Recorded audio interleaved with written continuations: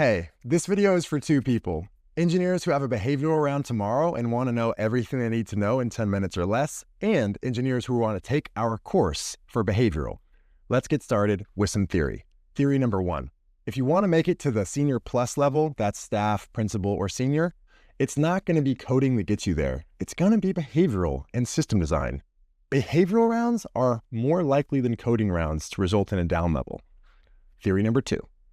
The question they ask is actually not the question that they want the answer to. Why Netflix doesn't mean, why do you want to work at Netflix? It means, tell me a story about what you know about Netflix and how you can help. Theory number three. The more junior you are, the less you have to do.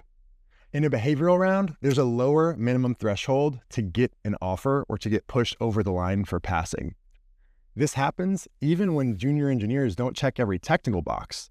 And that usually happens because they show a high level of coachability. Coachability is a combination of eagerness to learn, openness to feedback, and behavior change based on feedback you just received. Basically, if you do something and I ask you to do something different, how different is your second attempt compared to your first? Theory number four. Most senior engineers are very comfortable talking about trade-offs. Anytime in a behavioral round, especially for business-focused questions, it's never a bad time to outline why you did one solution and passed over another. Talking about trade-offs allows you to flex your technical chops the way they do it in executive meetings. Staff and principal engineers are very well-versed in talking about trade-offs. Theory number five, prep for a behavioral round based off how that company measures culture fit. There's two ways companies measure culture fit.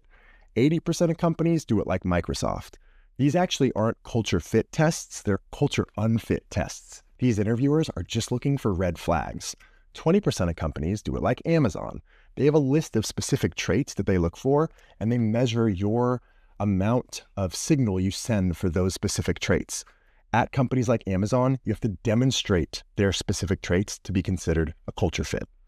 Common mistakes and what to do about them.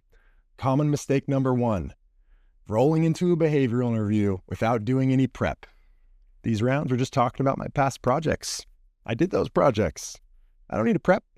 Unfortunately, a lot of candidates think that way, and it's a common reason for rejection. Rolling into a behavioral round cold might work if you're junior or mid, but at the senior plus level, the chances of success are quite unlikely. Common mistake number two, the most common deal breaker, a deal breaker is worse than a red flag, it's an instant rejection, is Kevin didn't know anything about us and he didn't seem to care. That doesn't mean you need to fake enthusiasm. It means you need to show signal that you get it. You did your homework and you're interested. These questions that you ask the interviewer, usually at the end of an interview, are a great opportunity to do just that. Common mistake number three. Many candidates don't focus enough on their individual contributions. They say we more than they say I. 80% of your words should be about your work. That means saying I. Common mistake number four. Most candidates, by far, talk too much. Set yourself apart by being lean.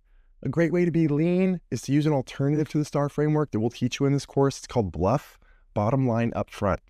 The way you do it is you share the most important information up front. Think of it as starting with a 1 to 2 line summary of the entire project. This showcases a senior plus skill set of shielding your stakeholders from unnecessary information. Common mistake number five. Being too scripted comes with heavy penalties, especially the more senior you are.